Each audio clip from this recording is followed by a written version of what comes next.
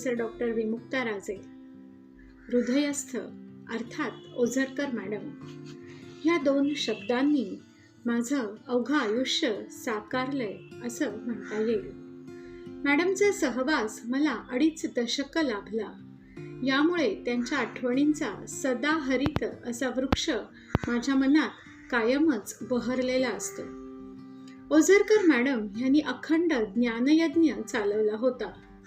त्यांच्या ज्ञानदानातून अनेक पिढ्या घडल्या, किंबहुना मॅडमनी त्या घडवल्या असं म्हणता येईल. ओझरकर मॅडम या अर्थी एक स्कूल होत्या.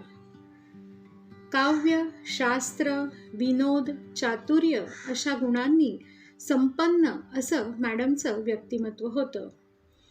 सुरुवातीस त्यांच्याविषयी माझ्या मनात आदरयुक्त भीती होती, पण हळूहळू जसं त्यांच्या जवळ जात गेले तसं त्या आदरयुक्त भीतीचं आदरयुक्त प्रेमात रूपांतर झालं. ओझरकर मॅडमची ओळख केवळ CHM महाविद्यालयाच्या मराठी विभाग प्रमुख किंवा उपप्राचार्या इतकीच नव्हती, तर मराठी साहित्य समीक्षा क्षेत्रातील त्या एक मान्यवर व्यक्तिमत्व होत्या. त्यांनी विद्यार्थ्यांच्या मनात स्वतःचं स्वतंत्र असं एक स्थान निर्माण केलंय. सृजनशील कवयित्री, चिकित्सक समीक्षक, साक्षेपी संपादक, माणूसपण जपणारी उच्च पदस्थ, मराठीच्या अभ्यासकांना आणि एकूणच परीक्षांना दिशा देणारी शिक्षण तज्ज्ञ, जाणकार रसिक, विद्यार्थीप्रिय प्राध्यापिका अशी त्यांची मल्टी फॅसिनेटेड पर्सनॅलिटी होती. सिंधी व्यवस्थापन असणाऱ्या महाविद्यालयात सर्वांची मनं जपत, संघर्ष टाळून पण ठामपणाने त्यांनी CHM महाविद्यालयात मराठी विभागाचं स्वतंत्र स्थान निर्माण केलं आणि त्यातूनच मराठी विभाग हा CHMचा मानबिंदू ठरला. काळाची नस ओळखणाऱ्या, समाजभान जपणाऱ्या मॅडम स्वतःच्या कृती उक्तीतून त्यांच्यातील चैतन्य नेहमीच सहज देत असायच्या. अशा वेळी माझी अवस्था घेशील किती दोकरांनी अशी व्हायची, कारण त्यांचं प्रत्येक लेक्चर किंवा त्यांच्याशी झालेल्या दीर्घ गप्पा खूप काही शिकवून जाणाऱ्या असत. मॅडमचा हा ज्ञानरूपी वारसा जतन करणं व पुढे नेणं ही महत्त्वाची व जबाबदारीची गोष्ट आहे. अर्थातच प्राध्यापक डॉक्टर निती नारेकर सर ही जबाबदारी आज तितक्याच समर्थपणे साकारताना दिसत आहेत. या जबाबदारीचं भान ठेवतच हृदयस्थ असलेल्या मॅडमना ही शब्दसुमनांची आदरांजली वाहिली आहे. ओझरकरबाईंचं माझ्यावरती विशेष प्रेम. मराठी वाङ्मय मंडळ आणि पाथेय याच्यावरती प्रामुख्याने सायन्स फॅकल्टीचा अधिक प्रभाव होता. बाईंच्याच मार्गदर्शनाखाली, त्यांच्या संस्काराने आमचं आयुष्य बदलत होत असताना मराठी वाङ्मय मंडळ आणि पाथेय याच्यावरती प्रामुख्याने कला शाखेतील विद्यार्थी यांनी नेतृत्व करावं, त्यांच्या मार्गदर्शनाखाली हे कार्य चालवावं असं बऱ्याच मुलांचा आग्रह होता. परंतु विज्ञान शाखेतील विद्यार्थी यांचं नेतृत्व हे मराठी वाङ्मय मंडळाच्या वरती प्रामुख्याने प्रभाव जास्त होता. त्यामुळे मॅडमशी आम्ही संघर्ष केला. मॅडमला सांगितलं की कला शाखेतील विद्यार्थी हे सगळ्या गोष्टी करत असताना तुम्ही नेतृत्व मात्र विज्ञान शाखेला देत असता. आणि त्या संघर्षातून मी मराठी वाङ्मय मंडळाचा चिटणीस झालो आणि तेव्हापासून गेल्या 24 वर्ष झाली की मराठी वाङ्मय मंडळाचं नेतृत्व हे कला शाखेतील विद्यार्थी करत आलेत. तसाच प्रकार हा पाथेयमधले प्रकार संपादक हे कला शाखेतील व्हायला लागले आणि त्या पाथेयमधून, त्या वाङ्मय मंडळातून आमची पत्रकारितासुद्धा हळूहळू फुलत गेली आणि आज आम्ही या क्षेत्रामध्ये पारंगत आहोत. ती बाईंचीच कृपा आहे. 2005मध्ये जेव्हा महापूर आला, बाईंचा फोन आला की आपला लायब्ररी जी आहे त्याच्यामध्ये, कारण कॉलेजमध्ये खूप पाणी घुसलं होतं आणि लायब्ररीतली अनेक पुस्तकं ही भिजली होती, पण शासन दरबारी त्याची नोंद होणं फार आवश्यक होतं. त्यावेळी मी बऱ्याच बातम्या केल्या आणि शासन दरबारी आपल्या कॉलेजची अवस्था आणि लायब्ररीची अवस्था काय आहे हे पोचवण्याचं काम केलं. त्यातून बरीच मदत ही आपल्याला मिळाली आणि पुन्हा एक चांगले सुसज्ज असे लायब्ररी उभी राहिली आहे. बाईंना हे माहीत होतं की कुठल्या विद्यार्थ्यांशी कुठलं काम दिलं पाहिजे, कुणाकडून कसं काम करून घेतलं पाहिजे. हे कौशल्य जे त्याला संघटनात्मक कौशल्य म्हणतात, ते शिक्षणाबरोबर संघटनात्मक कौशल्य शिकवणं आणि करून घेणं हे कार्य बाईंनी खूप चांगल्या पद्धतीने खुबीने केलेलं आहे. म्हणूनच आज विद्यार्थी मोठ्या मोठ्या पदावरती गेलेत आणि बाईंची नेहमीच आठवण काढत असतात. बाईंचा 60वा वाढदिवस साजरा करायचा असं आरेकर सरांनी आम्हाला सांगितलं आणि आम्ही सगळ्यांनी तयारी केली.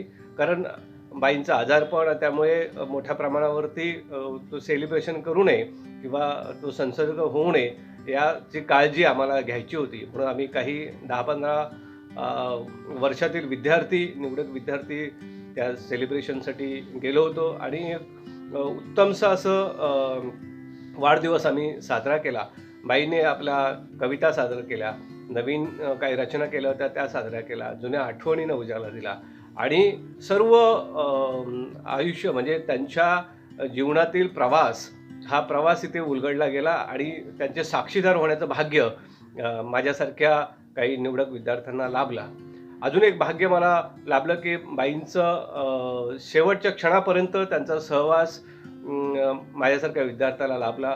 त्यांना निरोप देताना सुद्धा मी तिथे हजर होतो आणि तेव्हा पाहिलं की बाईंचं जे काही साहित्य क्षेत्रातील, शैक्षणिक क्षेत्रातील किंवा विद्यार्थ्यांना घडवण्याचं जे काही कार्य आहे ते कार्य आजही अखंडपणे चालू ठेवण्याचे काम आरेकर सरांच्या माध्यमातून होत आहेत. सरांनी सर्व विद्यार्थ्यांना बाईंच्या माध्यमातून परत एकदा गेल्या 25-30 वर्षातील विद्यार्थी एकमेकांशी कनेक्ट करण्याचं काम सरांनी केलेलं आहे. अशा आमच्या बाईंना भावपूर्ण श्रद्धांजली. नमस्कार, मी नेत्रा नरवणे. ओझरकर बाई हे नाव उच्चारल्यानंतर परखड विचार, प्रतिभासंपन्न, प्रसन्न आणि पारदर्शी व्यक्तिमत्व डोळ्यासमोर येतं. बाई आमच्या निव्वळ मराठी विषयाच्या शिक्षिका नव्हत्याच. बाईंनी विषय शिकवत असताना अनेक आजूबाजूच्या गोष्टी आम्हा विद्यार्थ्यांना शिकवल्या. आमच्या व्यक्तिमत्वातले नेमके सुप्त गुण कोणते आहेत याची ओळख आम्हालाच करायला बाईंनी शिकवली.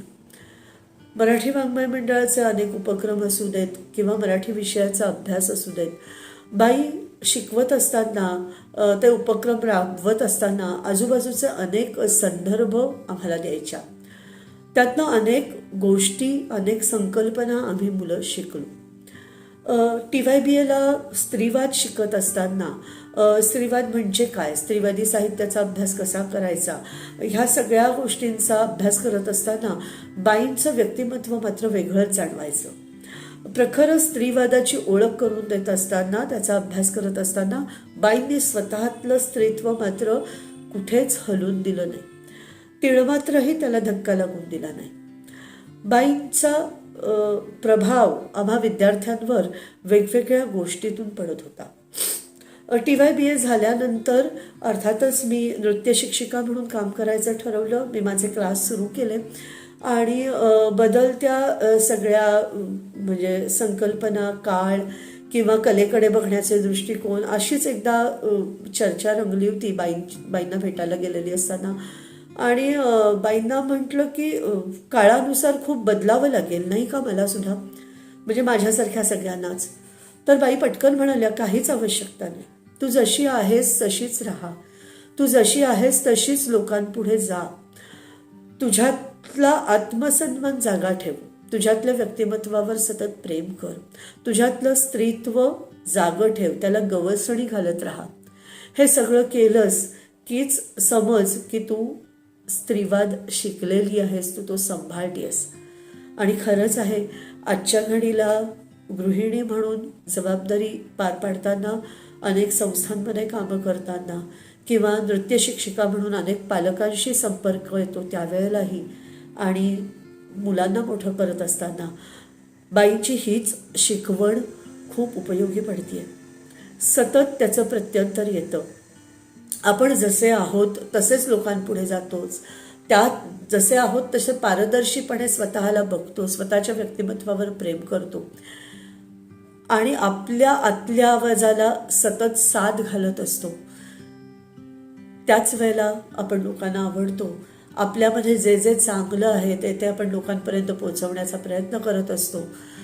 मला असं वाटतं की बाईंनी आम्हा सगळ्या विद्यार्थ्यांना ही एक खूप मोठी जबाबदारी दिलेली आहे की त्यांनी जे जे रुजवलं, जे जे पेरलं, आमच्यामध्ये दिलं, आमच्या झोळीमध्ये घातलं, आमच्या उंजळीत घातलं, ते सगळं आम्ही पुढच्या पिढ्यांपर्यंत पोचवलं पाहिजे, अनेक व्यक्तींपर्यंत पोचवलं पाहिजे आणि हा वसा अविरत चालू ठेवला पाहिजे. बाईंच्या स्मृतींना परत एकदा विनम्र अभिवादन. धन्यवाद. डॉक्टर ज्योतिका ओझरकर अर्थात ओझरकर बाई. आपला आब राखणं ह्या वाक्प्रचाराची पहिली ओळख बाईंना पाहिल्यावर झाली. 12वी विज्ञान शाखेतून कला शाखेत प्रवेश घेतलेल्या मला विज्ञान शाखेतल्या मोजक्या ओळींच्या मुद्द्याकडून विषय विस्तृतपणे मांडण्याचं कला शाखेतलं कौशल्य कमावताना बाईंचे भाषिक संस्कार पदोपदी मार्गदर्शक ठरले. खरं तर बाई वर्गात आणि वर्गाबाहेर सुद्धा आम्हाला लाभल्या हेच आमचं भाग्य.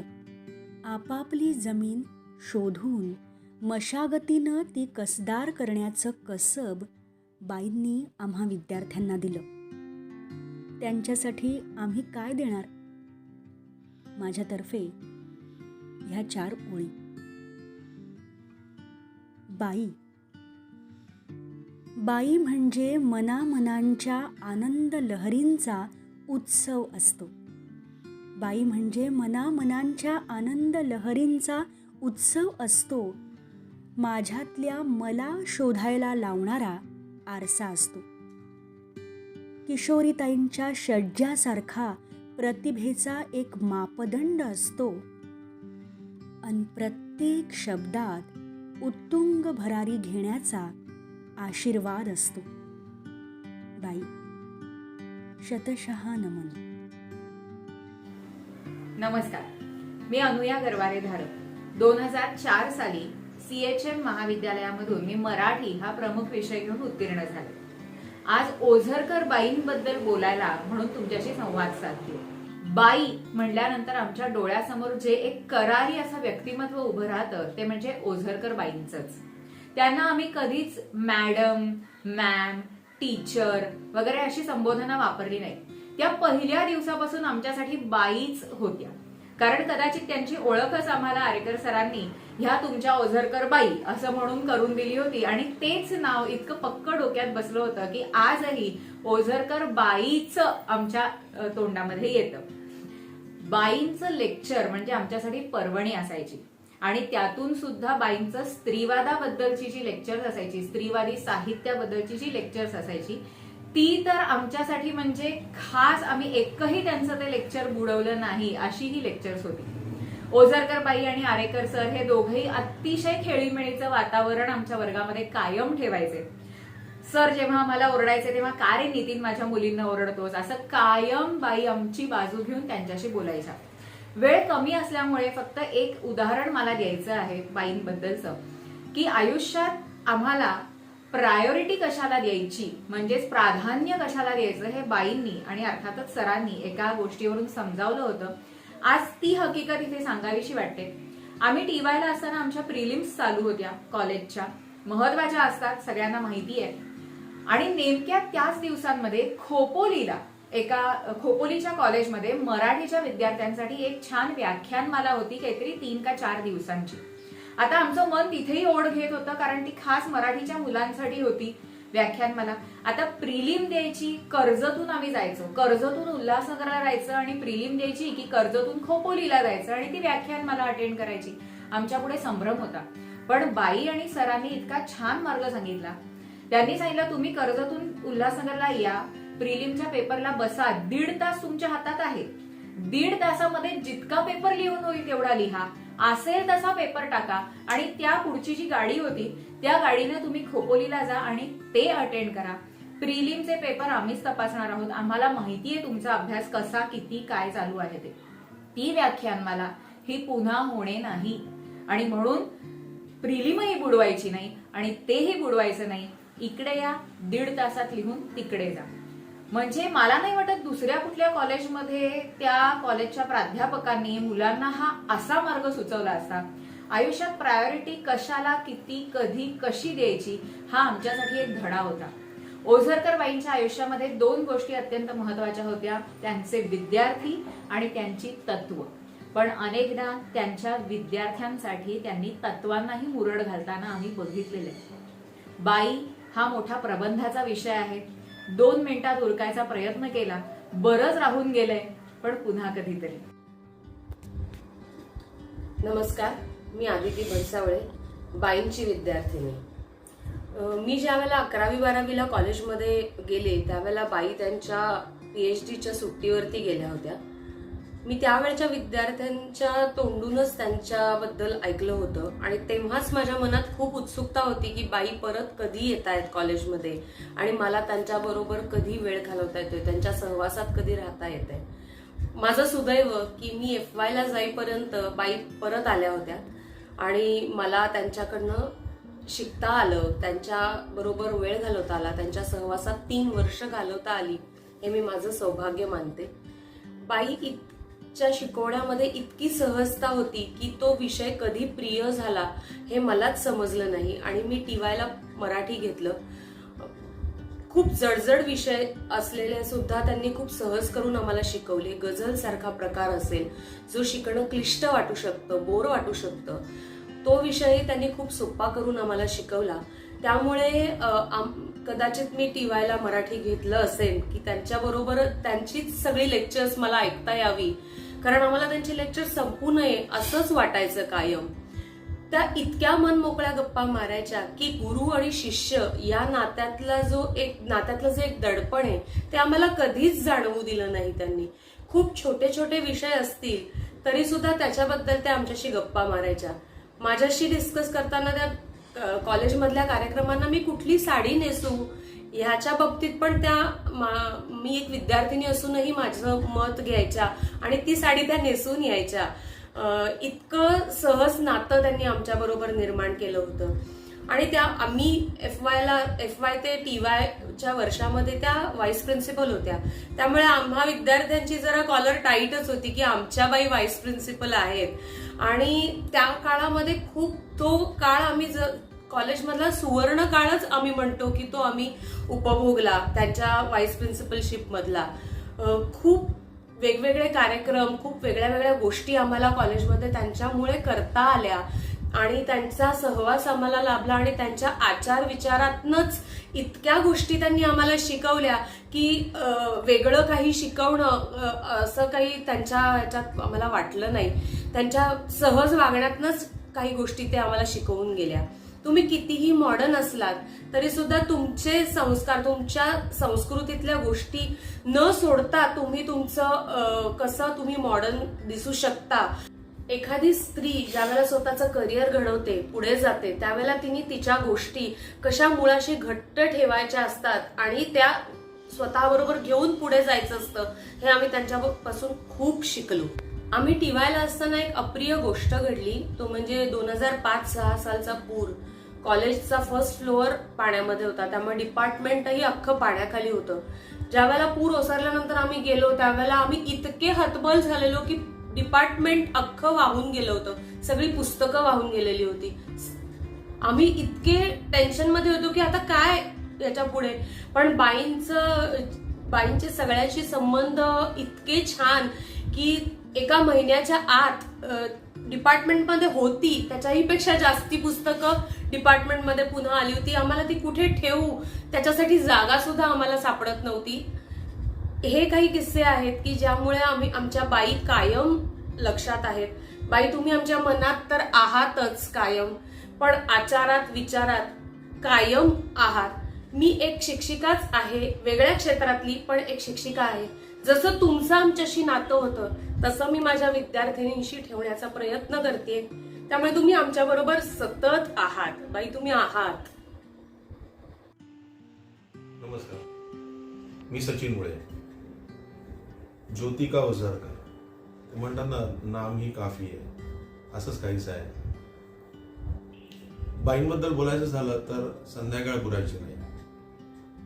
पण मला आठवतंय, मी CHM कॉलेजचाच विद्यार्थी, पण प्रत्यक्षात मला शिक्षिका म्हणून, प्रोफेसर म्हणून मला बाई कधी शिकवायला नव्हते. पण मी जेव्हा एम्प्लॉई म्हणून कामाला लागलो CHM कॉलेजमध्ये, तेव्हा मी बाईंच्या सहवासात खूप आलो. सहवासात असताना मला आठवतं की जेव्हा मी जॉबला लागलो तेव्हा मला बाईंनी स्वतःच्याच ऑफिसमध्ये मला बसायला सांगितलं की इथून तू तुझं काम ऑपरेट कर, कारण मला अशी विशेष अशी जागा नव्हती. त्यांच्याबरोबर काम करता करता करता खूप काही गोष्टी शिकायला मिळाल्या मला.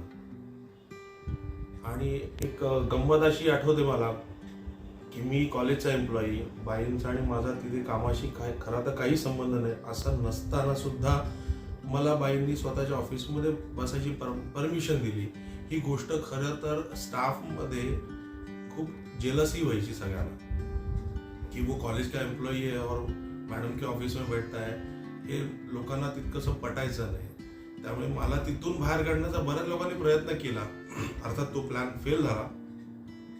पण असं असताना सुद्धा बाईंनी मला असं कधी जाणवलं नाही की तू एम्प्लॉई आहेस, तू माझ्याकडे काही काम करत नाही. पण असं मला त्यांनी वेगळं कधी मला त्यांनी जाणीव दिली नाही. अगदी जेवणा खाण्यापासून मला ते त्यांच्या डबा शेअर करायच्या, अरे चल एकत्र जेवूया, काय तुला कॅन्टीनमधून मागू का, मी मागवते. मी इतकं त्या असं सहज माझ्याशी वागत होत्या. आणि अशा अनेक गोष्टी आहेत की त्या अशा इतक्या छोट्या कमी वेळात मी नाही सांगू शकत.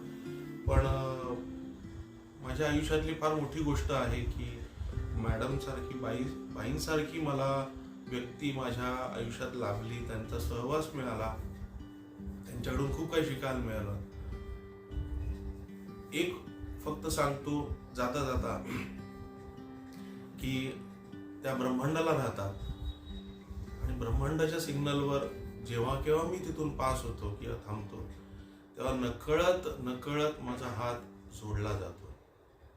बाई, तुम्ही सतत आठवणीत आहात, राहा. श्रीमती चांदीबाई हिम्मतमल मनसुखानी महाविद्यालयाच्या माजी उपप्राचार्या आणि आमच्या सर्वांच्या लाडक्या कैलासवासी सौभाग्यवती ज्योतिका ओझरकरबाई यांना त्यांच्या स्मृतिदिनानिमित्त विनम्र आदरांजली.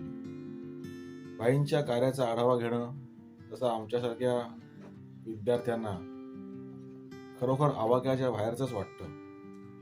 बाईंमधली प्राध्यापिका, पुस्तकप्रेमी वाचिका आणि एका भाषिक अल्पसंख्य कॉलेजमध्ये त्यांना जे मिळालेले काही अनुभव होते, त्या अनुभवांमधनं त्यांच्यात निर्माण झालेली एक प्रशासिका.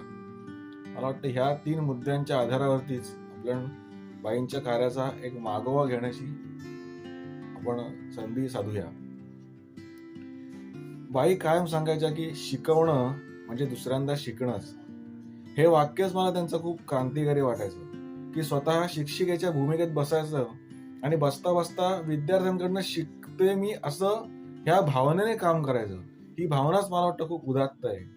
आणि बाईंनी त्यांच्या आदर्श अशा वर्तणुकीतनं अनेक जे पायंडे चांगले पाडले होते, त्यात मला वाटतं हा पण एक पायंडा आहे की शिक्षकाने विद्यार्थ्याच्याच भूमिकेत कायम राहणं. आणि मला वाटतं ह्या भूमिकेला अनुसरूनच त्यांनी त्यांचं जे वर्तणूक होती, मग त्यांचं पुस्तकांवरचं प्रेम असेल, पुस्तकं विकत घेण्याची वृत्ती असेल, पुस्तक विकत घेऊन वाचणं आणि लायब्ररीत जाऊन वाचणं, हा फरक बरेच वेळा त्या करायच्या. की विकत घेणं म्हणजे त्या जो लेखक जो आहे त्या लेखकाला एक प्रकारचं आर्थिक न्याय देण्यासारखं झालं. आणि ह्या भावनेतनं त्यांनी अनेक स्वरूपाची पुस्तकं त्यांनी विकत घेतलेली होती. त्यांच्या घरात पुस्तकांचा एक फार मोठा संच त्यांनी विकसित केलेला होता. त्यांच्या प्राध्यापिका आणि वाचिकाबद्दल आपण बघितलेलं, त्यांच्यातली प्रशासिका जी आहे त्या खूप वेळा त्यांना अनेक कटू अनुभव आलेले होते, पण त्या अनुभवांपुढे त्या एक प्रकारे सजगतेनेच पाहत होत्या आणि त्यातनं वाट काढून कसं आपण पुढे जाऊ शकतो. जो एक रिकन्सिलेटरी ॲटिट्यूड जो आहे, मला वाटतं तो रिकन्सिलिएशन त्यांनी खूप चांगल्या पद्धतीने साधलं आणि त्यामुळेच त्यांच्या मरणोपरांत, त्यांच्या मृत्यू पश्चात सुद्धा अनेक लोक आज त्यांचं खूप चांगल्या पद्धतीने नाव घेतात. मला वाटतं हीच त्यांच्या कार्याची एक त्यांना मिळालेली पोचपावती. बाईंना आदित्य गोळे माझ्यातर्फे विनम्र आदरांजली. धन्यवाद.